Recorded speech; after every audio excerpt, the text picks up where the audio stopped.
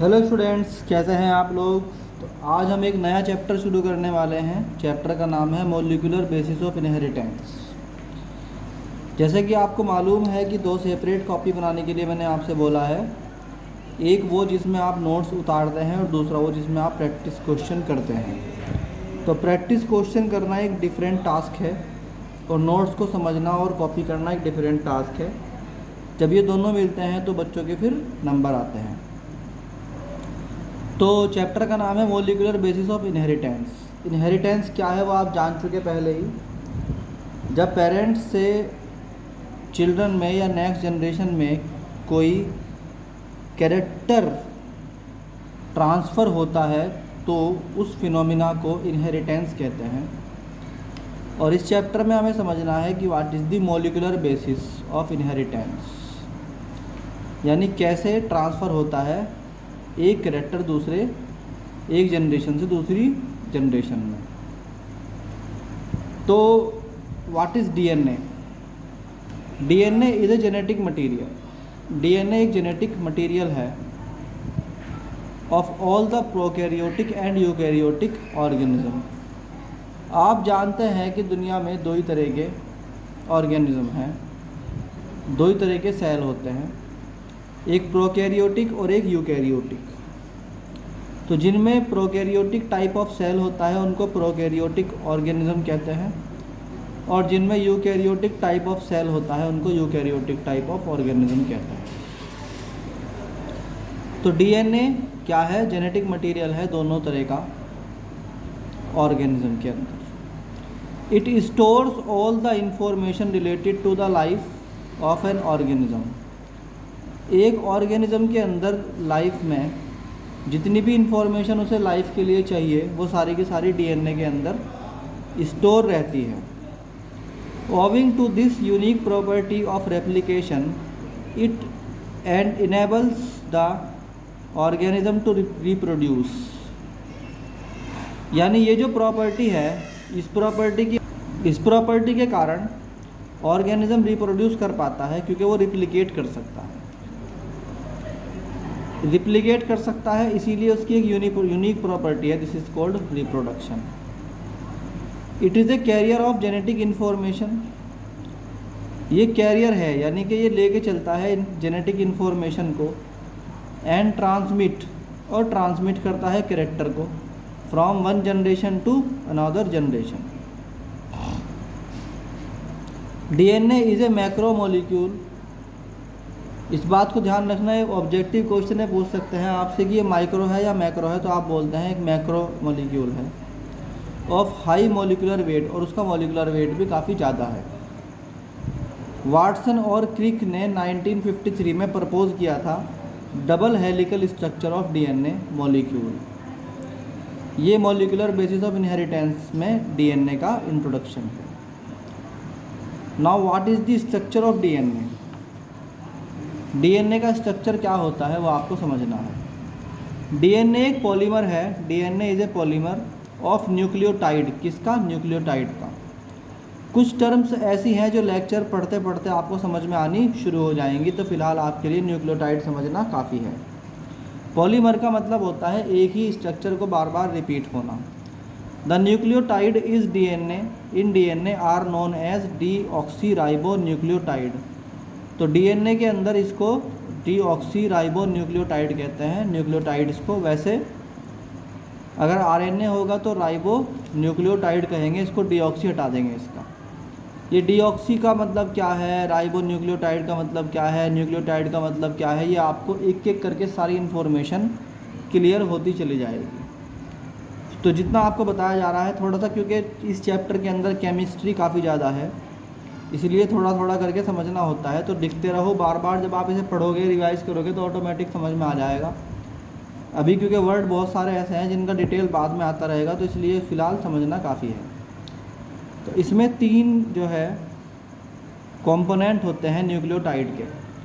एक deoxyribose sugar, और उसका फार्मूला याद कर लो, डीऑक्सीराइबोस शुगर का C5H10O4।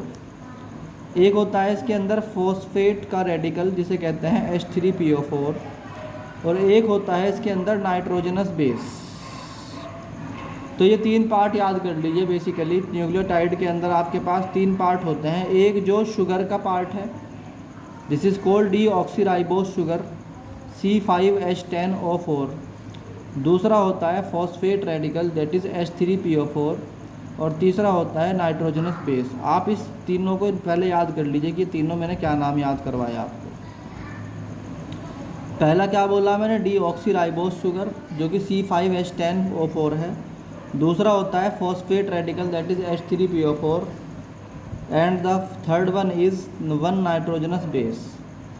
अब नाइट्रोजनस बेस के बारे में सबसे पहले हम बात करेंगे। नाइट्रोजनस बेस बेसिकली होता है 4 टाइप का। There are 4 type of nitrogenous base. एक होता है एडेनाइन A, एक होता है ग्वानाइन G, एक होता है साइटोसिन C और एक होता है थायामिन T। तो कुल मिला के हम कह सकते हैं शॉर्ट में याद करने के लिए AG या ATGC, इस तरह याद कर लो आप। चारों के नाम याद हो जाएंगे आपको। इनमें से 2 ये टोटल हो गए ATGC, एडेनाइन, थायामीन, ग्वानाइन और साइटोसिन। अब इनमें से 2 यानी एडेनाइन और ग्वानाइन यानी A और G को कहते हैं प्यूरीन बेस, और साइटोसिन और थायामाइन को बोलते हैं पायरिमिडीन बेस। तो इसका मतलब ये हुआ कि पायरिमिडीन भी 2 तरह के, यानी नाइट्रोजनस बेस भी 2 तरह का होता है। एक प्यूरीन होता है, एक पायरिमिडीन होता है, जो पिछले चैप्टर में भी आया था, ये वर्ड आपने फोकस किया हो तो ये जो 4 हैं इनमें से 2 तो पायरिमिडीन है और 2 प्यूरीन है। तो एडेनाइन और ग्वानाइन यानी A and G are purine, इस तरह याद कर सकते हो आप। C एंड T यानी साइटोसिन और थायामाइन इस पायरिमिडीन बेस। तो ये नोट कर लीजिए इसी तरीके से। अब हम पढ़ते हैं इसको कि जब हमने आपको बताया था कि इसके अंदर बेसिकली आप जब पढ़ेंगे तो यहाँ देखो हम एक एक करके तीनों चीज़ों को पढ़ेंगे। तो पहला चीज़ हमें पढ़नी है, that is what is the deoxyribose sugar. Deoxyribose sugar, इसको पढ़ने के लिए आप यहाँ एक बात फोकस करो कि यहाँ पर देखो, यहाँ पर था O4, ये डीऑक्सीराइबोस शुगर का फॉर्मूला याद कर लो। C कार्बन इसमें 5 है, हाइड्रोजन 10 है और ऑक्सीजन 4 है। यहीं से बात शुरू होगी, इसको एक बार नोट आउट कर लो अच्छी तरीके से। अब इसको ना समझो आप, यहाँ से एक नया टॉपिक शुरू हो रहा है जो कि DNA के स्ट्रक्चर को, क्योंकि DNA का स्ट्रक्चर कॉम्प्लेक्स है। अगर DNA को मैंने एकदम से बना दिया आपके सामने तो आपको कुछ भी याद नहीं हो पाएगा। तो पहले आप एक एक करके कंपोनेंट पढ़ेंगे DNA के कि DNA किन किन चीज़ों से मिलके बनता है, फिर आप उसको पूरा कंप्लीट जोड़ देंगे आपस में। सबसे पहली चीज़ है what is the pentose sugar. Pentose के नाम से ही पता लग रहा है कि पेंटोस का मतलब होता है 5। वो शुगर जिसके अंदर 5 कार्बन होते हैं उसको बोलते हैं पेंटोस शुगर। तो ये pentose sugar basically it is 5 carbon sugar has 2 form. और इस पेंटोस शुगर की भी 2 फॉर्म होती हैं। पहली होती है राइबो न्यूक्लियोटाइड और दूसरी होती है डीऑक्सीराइबो न्यूक्लियोटाइड। आप ये देखो कि यहाँ भी राइबो न्यूक्लियोटाइड लिखा हुआ है मगर डीऑक्सी के साथ। ये डीऑक्सी का मतलब क्या है ये आपको अब समझाएंगे हम। डीऑक्सी का मतलब है कि यदि आप OH निकाल दें तो बोला जाता है कि ये बन जाता है क्या, ऑक्सीजन निकाल दी हमने, एक कंपोनेंट कम कर दिया, दिस इज़ कॉल्ड डीऑक्सी। तो इसमें आपको बताया मैंने कि एक तो होता है राइबो न्यूक्लियोटाइड, एक होता है डीऑक्सी राइबो न्यूक्लियोटाइड। तो राइबोस यानी कि इस वाले का फार्मूला है C5H10O5 और डीऑक्सीराइबोस का फार्मूला है C5H10O4। तो फ़र्क कहाँ आया, सिर्फ O में। यहाँ पर O4 है और यहाँ पर O5 है। तो अगर आपको राइबोस याद करना है तो C5 और H10 तक तो दोनों बराबर हैं, एक में आ जाता है O5 और एक में आ जाता है O4, बस इतना फ़र्क है इनमें। Phosphate radical, it is a phosphoric acid, इसका याद कर लो formula H3PO3 with in the 3 hydroxyl group. इसको स्ट्रक्चर बना के दिखाएंगे, अभी रुक जाओ। तो इसमें जो है आपका जो पेंटोस शुगर है, इसमें अगर इसमें न्यूक्लियोटाइड बताना है आपको, तो ये बेसिकली होता है एक ऑक्सीजन के साथ 1 2 3 4, 1 2 3 4, 4 तो कार्बन इसी रिंग में है, यानी एक आप पेंटागोनल स्ट्रक्चर बनाओ। उस पेंटागोनल स्ट्रक्चर के अंदर एक जगह तो रखो ऑक्सीजन को और बाकी 4 जगह रखो 1 2 3 4 कार्बन को। उसके बाद इसमें एक क्या करते हैं, इधर से एक 5वां कार्बन है जो ऐसे वर्टिकल प्लेन में लगा हुआ होता है, जो कि कहाँ लगा हुआ होता है, वर्टिकल प्लेन में लगा हुआ है। वर्टिकल प्लेन का मतलब जिस प्लेन में ये पेंटोस शुगर, ये पेंटागन स्ट्रक्चर है, उसके परपेंडिकुलर एक प्लेन है, उसमें ऊपर की तरफ CH का ये 5वां कार्बन होगा। तो इसमें ध्यान से देखो, पहले एक OH है मान लो ऊपर की तरफ, तो यानी कि ये जो OH और H का स्ट्रक्चर है ये परपेंडिकुलर है इसके प्लेन के। तो OH ऊपर है, H नीचे है, इसमें H ऊपर OH नीचे, अल्टरनेटिंग फॉर्म में आ गए। यहाँ दोनों H ऊपर की तरफ, OH नीचे की तरफ दोनों वाले, और यहाँ पर CH2OH। अगर आप गिनती करोगे तो 1 2 3 4, 4 आपके पास OH ग्रुप है, 5 आपके पास 1 2 3 4 5, 5 आपके पास क्या है, कार्बन है। सेंटर में एक ऑक्सीजन यहाँ है और बाकी ऑक्सीजन आपकी यहाँ लगी हुई है OH के साथ। ये एक आपका राइबोस शुगर हो गया। इसको याद करने का एक ही तरीका है, आप इसे बार बार बनाओ और नंबरिंग डाल के देखो। अब यहाँ पर ध्यान करो, अगर मैं इस OH को निकाल के यहाँ पे O निकाल दूँ, यानी ऑक्सीजन निकाल दूँ यहाँ से, तो ऑक्सीजन निकालने के बाद यहाँ तो हाइड्रोजन है। अगर यहाँ पे ऑक्सीजन निकाल देता हूँ तो यहाँ पर OH एज इट इज़, देखो यहाँ भी एज इट इज़, यहाँ भी एज इट इज़, यहाँ पर H एज इट इज़, यहाँ भी H एज इट इज़, यहाँ OH, यहाँ H, बस इतना फ़र्क आया और तो कुछ नहीं फ़र्क आया कि इसमें से ऑक्सीजन आपने रिमूव कर दी। यहाँ CH2OH, यहाँ भी CH2OH, यहाँ पर H है तो यहाँ पर भी H, यहाँ ऊपर H है, यहाँ भी ऊपर H, और यहाँ नीचे OH है तो यहाँ भी OH। इसका मतलब ये OH, ये OH, ये ऑक्सीजन, ये ऑक्सीजन, ये H, ये वाला H, ये H, ये वाला H, ये OH, यहाँ पर H, बस इसमें डिफरेंस है, बाकी सब जगह सेम है। इसका मतलब डीऑक्सीराइबो न्यूक्लियोटाइड में और ऑक्सीराइबोस में कोई फ़र्क नहीं होता। ऑक्सीराइबोस यानी राइबोस में तो सिर्फ क्या होगा, यहाँ पर ऑक्सीजन होगी और यहाँ पर इसमें डीऑक्सी में एक ऑक्सीजन निकल गई। डी का मतलब होता है निकल गई या कम हो गई, तो राइबोस में से एक ऑक्सीजन निकाल दो, डीऑक्सीराइबोस बन जाता है। अब आ जाओ नीचे फास्फोरस के, यानी H3PO3 फॉस्फोरिक एसिड के फॉर्मूले पे। फॉस्फोरिक एसिड में ऊपर की तरफ एक फास्फोरस बीच में बनाओ। फास्फोरस की जो वैलेंसी होती है वो 5 होती है, वो आपको मालूम है। ये फॉस्फोरस वीपर 2 डबल बॉन्ड से ऑक्सीजन से जुड़ा हुआ है और बाकी 3 हाइड्रोक्सिल ग्रुप यानी OH से जुड़ा हुआ है। बहुत ही आसान वीडियो को रोक के आप इसे लिख भी सकते हैं साथ में। यह आ गया। चलो अब यहाँ देखो नाइट्रोजनस बेस, मैंने आपको 3 चीज़ें बताई थी। सबसे पहले बताया था शुगर, जो कि हमारी हो चुकी, इसमें 2 पढ़े हमने, डीऑक्सीराइबोस और राइबोस, है ना, राइबोस और डीऑक्सीराइबोस पढ़ लिया। उसके बाद हमने फॉस्फोरिक एसिड आपको बताया, फॉस्फेट का एलिमेंट H3PO3, जो कि अभी आपको स्ट्रक्चर बना के दिखाया है। अब तीसरा जो एलिमेंट था वो फाइनल एलिमेंट है, वह है नाइट्रोजनस बेस। नाइट्रोजनस बेस मैंने आपको बताए थे 4 हैं, ATGC। ATGC में there are 2 type of nitrogenous base, 2 थे उसमें, प्यूरीन और 2 क्या थे, पायरिमिडीन। तो पहले पढ़ते हैं प्यूरीन को। प्यूरीन क्या होता है, in this 2 rings are joint at 4 and 5 carbon. 2 rings हैं जो आपस में जॉइन हैं 4 और 5 कार्बन पे। तो इसमें क्या होता है, एक रिंग होती है, ऐसे आप मान के चलो कि 1 2 3 4 5 6, ये एक हेक्सागोनल स्ट्रक्चर आपने बनाया। इसमें पहले वाले को छोड़ दो, तो इसमें यहाँ से अगर आप नंबरिंग करनी शुरू करोगे 1 2 3 4 5, तो 4 और 5 पे कार्बन मिलेंगे आपको। क्या मिलेंगे, 4 और 5 पे कार्बन। तो यहाँ से 4 और 5 के कार्बन से एक और नई रिंग निकल गई। अगर आप इसे याद करोगे तो एक जो है पूरा स्ट्रक्चर आप बना के देख सकते हो, डबल रिंग वाला स्ट्रक्चर है। एक तरफ हेक्सागोनल स्ट्रक्चर है, एक तरफ पेंटागोनल स्ट्रक्चर है। यहाँ पर कार्बन, फिर यहाँ नाइट्रोजन, फिर यहाँ कार्बन, फिर यहाँ नाइट्रोजन, फिर यहाँ कार्बन कार्बन, फिर यहाँ नाइट्रोजन, फिर यहाँ नाइट्रोजन, यहाँ हाइड्रोजन भी लगा हुआ है साथ में, और यहाँ नाइट्रोजन की 3 ही वैलेंसी होती है, 3 की 3 पूरी। ये वाला स्ट्रक्चर एडेनाइन का है। अगर आप इस स्ट्रक्चर को एज इट इज़ रखो और बस इसके अंदर इसे हटा दो NH2 को, और NH2 हटा के यहाँ पे O ले आओ, तो इसको बोलते हैं गुआनाइन। इस तरह आपको एडेनाइन और गुआनाइन का स्ट्रक्चर याद करना है। अब दूसरा कौन सा होता है प्यूरीन के बाद? पायरिमिडीन। तो पायरिमिडीन क्या है उसको समझो ध्यान से। What is pyrimidine?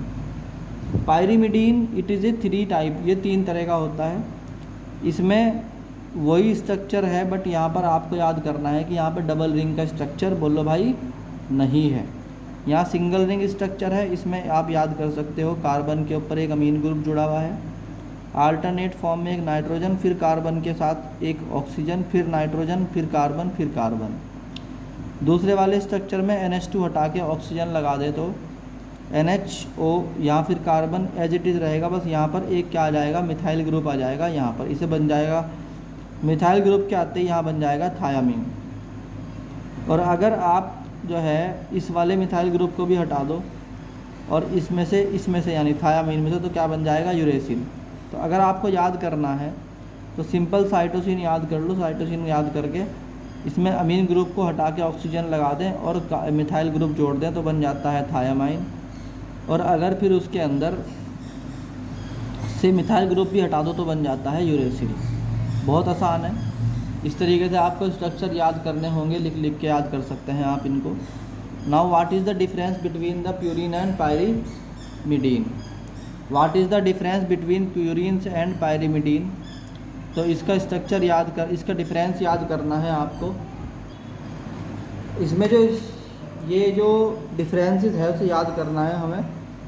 ये आ सकता है एक नंबर में कि what is the difference between purine and pyrimidine. तो there are 9 member ring. Purine के अंदर पहला काम किया है कि इसमें 9 मेंबर की रिंग होती है, डबल रिंग होती है, और ये 9 रिंग का कंपाउंड होता है, 9 मेंबर की रिंग का कंपाउंड होता है। इसमें पायरिमिडीन में 6 होते हैं, अभी मैंने आपको दिखाया ऊपर बना के कि 6 वाली जो है क्या है, मेंबर की रिंग है। तो there are 6 ring, these are 6 ringed compound. तो पहला डिफरेंस ये आ गया कि इसमें 9 होंगे, इसमें 6 होंगे। दूसरी बात यह है number of carbon atom in ring are 5, इसमें 5 एक रिंग में होते हैं, इसमें 4 होते हैं कार्बन एटम। नाइट्रोजन इसमें कहाँ कहाँ होता है, 1 पे होता है, 3 पे, 7 पे और 9 पे। यहाँ पर सिर्फ 1 और 3 पे होता है। यहाँ इसका एग्जाम्पल है एडेनाइन और गुआनाइन, और इसका एग्जाम्पल है साइटोसिन और थायमाइन और यूरेसिल। यह आप याद कर सकते हैं, अच्छी तरीके से लिख सकते हैं प्यूरिन और पायरिमिडीन का difference. Now what is the how the deoxyribose nucleotide are form? देखो मान लीजिए आपके पास एडेनाइन या गुआनाइन का कोई एक नाइट्रोजनस बेस है, ठीक है नहीं, तो आपने इस नाइट्रोजनस बेस के हाइड्रोजन को, जो नाइट्रोजन के नीचे लगा हुआ हाइड्रोजन है वो लिया, और आपने पेंटोस शुगर के एक हाइड्रोक्सी ग्रुप ले लिया, ये वाला OH, और इधर से आपने इस पेंटोस शुगर में क्या करा, जोड़ दिया एक फॉस्फेट रेडिकल। अब इस तरह से आप क्या करते हैं, इधर नाइट्रोजनस बेस, तो मान लीजिए फॉर्मेशन ऑफ डीऑक्सीराइबोस न्यूक्लियोटाइड आपको समझना है, तो एक बार और समझा देता हूँ मैं। एक तरफ आपने लिया नाइट्रोजनस बेस, एक तरफ आपने लिया फॉस्फेट ग्रुप। अब इस फॉस्फेट ग्रुप में ध्यान करो, यहाँ पे फास्फोरस के चारों तरफ क्या है, एक तरफ तो डबल बॉन्ड से ऑक्सीजन जुड़ा हुआ है, बाकी 3 जगह हाइड्रोक्सिल ग्रुप जुड़ा हुआ होता है OH। इसी तरीके से इधर पेंटोस शुगर में नाइट्रोजन के साथ एक नीचे हाइड्रोजन जुड़ा हुआ होता है, और पेंटोस शुगर का स्ट्रक्चर आपको याद ही है, ऑक्सीजन। तो इसमें जो है ये जो पेंटोस शुगर है ये कैसे कनेक्ट करेगी, इसका हाइड्रोजन और इसका OH ग्रुप आपस में कनेक्ट होगा, प्लस इसका OH ग्रुप यानी 5th कार्बन का OH ग्रुप और एक हाइड्रोजन आपस में कनेक्ट होंगे। तो यहाँ पे फिर क्या होगा, जब ये हट जाएगा तो नाइट्रोजन सीधे कनेक्ट हो जाएगा यहाँ से इस कार्बन से। इसी तरीके से ये जो CH2 है, इसमें से जब OH हट जाएगा तो ये सीधे कनेक्ट होगा ऑक्सीजन से। जब ये सीधे कनेक्ट होगा तो यहाँ से बनेगा आपको डीऑक्सीराइबो न्यूक्लियोटाइड। अब ये 2H2O निकल गया, पानी इसके अंदर से निकल गया है, तो ये न्यूक्लियोटाइड बन गया। तो अब हम बोलते हैं कि भाई इधर देखो, यहाँ से जो नाइट्रोजन कार्बन से अटैच हुआ था, this is called beta N glycosidic bond, और इधर जो CH2 है वो O के साथ यानी पूरे फॉस्फेट ग्रुप को जोड़ लिया। तो कुल मिला के सेंटर में आपके पास एक पेंटोस शुगर है और बाकी दोनों तरफ उस पेंटोस शुगर के एक तरफ तो है आपके पास नाइट्रोजनस बेस और एक तरफ आपके पास फॉस्फेट ग्रुप है। इसको याद कर लीजिए, बना लीजिए, क्योंकि अब इसके बेस पे ही आगे पूरी कहानी चलने वाली है। एक बार और बताता हूँ, बीच में पेंटोस शुगर थी, पेंटोस शुगर में से तो एक OH ग्रुप यानी पहले कार्बन का OH ग्रुप लिया और नाइट्रोजन के हाइड्रोजन से मिलाकर एक इधर से एक वाटर का मॉलिक्यूल तो इधर से ख़त्म हुआ, इधर CH2OH यानी फिफ्थ कार्बन का OH और उधर फॉस्फोरस का एक H आपस में मिलके एक H2O बनाते हैं। तो दोनों के मिला के 2H2O निकाल दिया हमने। उस 2H2O के निकालने के बाद जो हमारे पास बचा वो है ये नाइट्रोजनस बेस प्लस ये आपका पेंटोस शुगर और ये आपका फॉस्फेट ग्रुप, इसको बोलते हैं न्यूक्लियोटाइड। और यहाँ पर जो नाइट्रोजन और कार्बन के बीच में बॉन्ड है इसे बोलते हैं बीटा एन ग्लाइकोसिडिक बॉन्ड। तो इतना याद कर लीजिए। इसके बाद हम चलते हैं आगे और लेक्चर को आगे बढ़ाएंगे। तो how the formation of polynucleotide chain can take place. क्या है कि फॉर्मेशन कैसे होता है पॉलीन्यूक्लियोटाइड का। न्यूक्लियोटाइड तो आपने बना लिया, पूछ रहा है कि पॉलीन्यूक्लियोटाइड कैसे बनाओगे, यानी कि अगर इनको बहुत बार रिपीट करना है बार बार तो कैसे करोगे। The deoxyribo nucleotide so formed now undergo polymerization process. ये अपने आप को क्या करते हैं, रिपीट करते हैं, यानी एक जब बन गया तो ये अपने आप को रिपीट करता रहेगा और यही बनता रहेगा बार बार। दूसरा, various type of deoxyribo nucleotide get joined together with the help of phosphate diester bond. और ये जो बनते रहेंगे ना, इसी की कॉपी बनती रहेगी और ये आपस में कनेक्ट होते रहेंगे फॉस्फेट डाइएस्टर बॉन्ड के through in the linear chain, एक सीधी चेन के अंदर। इन DNA there are 2 nucleotide chain. DNA के अंदर 2 न्यूक्लियोटाइड चेन होती हैं, एक इधर चलती है सीढ़ी की तरह, एक इधर चलती है, ये वाली और ये वाली, और ये फिर आपस में क्या रहती हैं, कनेक्ट रहती हैं हाइड्रोजन बॉन्डिंग के थ्रू। एक दो बात ऐसी हो सकती है इसमें जो फ़िलहाल अभी आपको 1 मिनट के लिए ऐसा लगे कि भाई थोड़ा डिफ़िकल्ट है, but it will be easy. कुछ टाइम बाद ये क्या हो जाएगा, आपके लिए बहुत आसान हो जाएगा, क्योंकि स्टार्टिंग में थोड़ा केमिस्ट्री बेस्ड चैप्टर है और मुझे जहाँ तक आइडिया है कि आपने 11th की केमिस्ट्री बहुत ध्यान से मतलब अगर पढ़ रखी है फिर तो आपको ये सब कुछ प्रॉब्लम नहीं होने वाली। But if you have not studied the chemistry properly then you will face the problems. तो ये न्यूक्लियोटाइड का जो है एक कॉपी होती है, उसके बाद ये आपस में क्या होते रहते हैं, रिपीट होते रहते हैं, और फिर जब ये रिपीट होते रहते हैं देन दे फॉर्म दी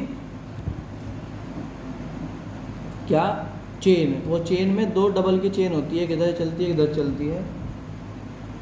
तो ये था। अब वाटसन क्रिक मॉडल जो है वो क्या है वो बताना है आपको।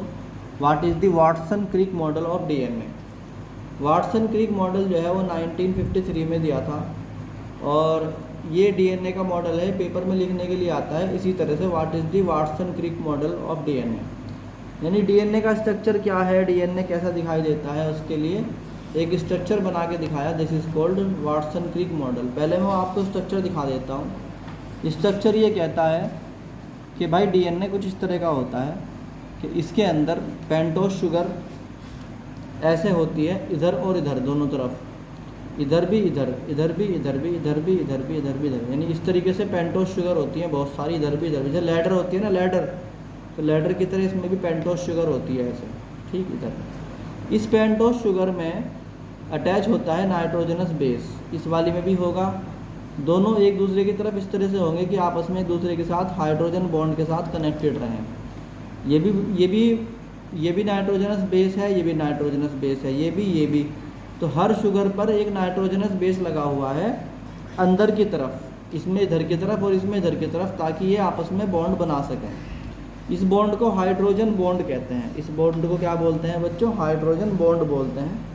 इसमें एक तरफ फॉस्फेट यानी फॉस्फेट वाला ग्रुप है और ये फॉस्फेट ग्रुप इसको बार बार लिंक कर रहा, ऐसे ऐसे ऐसे ऐसे, इसी तरीके से यहाँ भी लिंक कर रहा है ये। तो ये हाइड्रोजन बॉन्ड होता है। तो मैंने आपको बताया था कि बेसिकली जो न्यूक्लियोटाइड चेन है आपकी वो यही है, दो न्यूक्लियोटाइड की चेन होती हैं, एक लेफ्ट में एक राइट में। इसमें यहाँ ध्यान से देखोगे अगर आप, तो आपको जो दिखाई देगा इट इज़ 1 2 3 4 5 वाला सीन, और फिर उसमें पेंटोस शुगर के अंदर इधर आपको क्या मिल गया है बच्चों, यानी आपको 3 एलिमेंट चाहिए थे। एक एलिमेंट आपका फॉस्फेट ग्रुप यस है, इधर भी फॉस्फेट ग्रुप है, इधर पेंटोस शुगर है, इधर भी पेंटोस शुगर है, इधर नाइट्रोजनस बेस है, इधर भी नाइट्रोजनस बेस है। इस तरीके से ये चेन अपने आप को रिपीट करती है, और ये ही क्या है, मॉडल है, वाटसन और क्रिक का मॉडल है। तो इसी को हमें पढ़ना है। अब हम वाटसन और क्रिक का एक मॉडल पढ़ेंगे। Watson Crick model, double helical model of DNA proposed by Watson and Crick is based on the data of x-ray diffraction of DNA given by the Rosalind, Franklin and Maurice Wilkins. तो double helical जो है, double helical का मतलब होता है बच्चों, ऐसे अगर आप दो इस तरीके से आप अगर किसी को कंबाइन करोगे तो डबल हेलिकल का मतलब होता है कि स्प्रिंग बनाओ मगर डबल का, यानी कि आप दो धागे लो, उन धागों को पैरेलल जोड़ो और फिर उनको जोड़ के एक स्प्रिंग बनाओगे ऐसे स्पायरल फॉर्म में, तो उसे डबल हेलिकल बोलते हैं। जैसे कि ये है ना, जो मैंने आपको बना के दिखाया, ये ऐसे घूम जाता है बाद में, जैसे स्पायरल में आपकी स्पायरल कॉपी के ऊपर बाइंडिंग होती है ना, वैसे बाद में घूम जाता है। मगर डबल हेलिकल तो है ना, एक तो ये रहा हेलिक्स और एक ये रहा हेलिक्स, फिर डबल हेलिक्स जो है वो बन जाएगा। तो ये बता रहा है कि double helical model of DNA proposed by Watson and Crick is based on data of x-ray diffraction. उन्होंने एक्स-रे के डिफ्रैक्शन करके देखा, और एक्स-रे डिफ्रैक्शन से जो उन्हें डाटा मिला उसको उन्होंने नोट किया, और उससे बताया कि भाई कैसा होता है डीएनए का स्ट्रक्चर। वो जो एक्स-रे का डिफ्रैक्शन था वो किसने करवाया, रोजलैंड, फ्रैंकलिन और म्यूरी विल्किंस ने। तो डीएनए उन्होंने क्या बताया, a DNA molecule consist of 2 anti parallel nucleotide chain. 2 anti parallel nucleotide chain होती है, एक ये वाली है, एक ये वाली है, मगर एक दूसरे के एंटी पैरेलल है, ठीक है। A poly nucleotide chain, the phosphate group of nucleotide, therefore a bond is form between 5th and 3rd position. या 5th पोजीशन पे टी है, यहाँ 3rd पोजीशन पे ए है, इनके बीच में क्या होता है, बॉन्ड बनता है। या ऐसे बोल सकते हो, इसका 3rd और इसका 5th आपस में क्या करेंगे, जुड़ेंगे। इसका 3rd, इसका 5th, इसका 3rd, इसका 5th, इसका 3rd, इसका 5th, ऐसे 3 to 5 जा रही है लाइन। इसका 5th, इसका 3rd, इसका 5th, इसका 3rd, इसका 5th, इसका 3rd, ऐसे मिलेंगे आपस में। तो आप कहते हो कि अगर ये लाइन 5 to 3 है तो ये लाइन 3 to 5 होगी।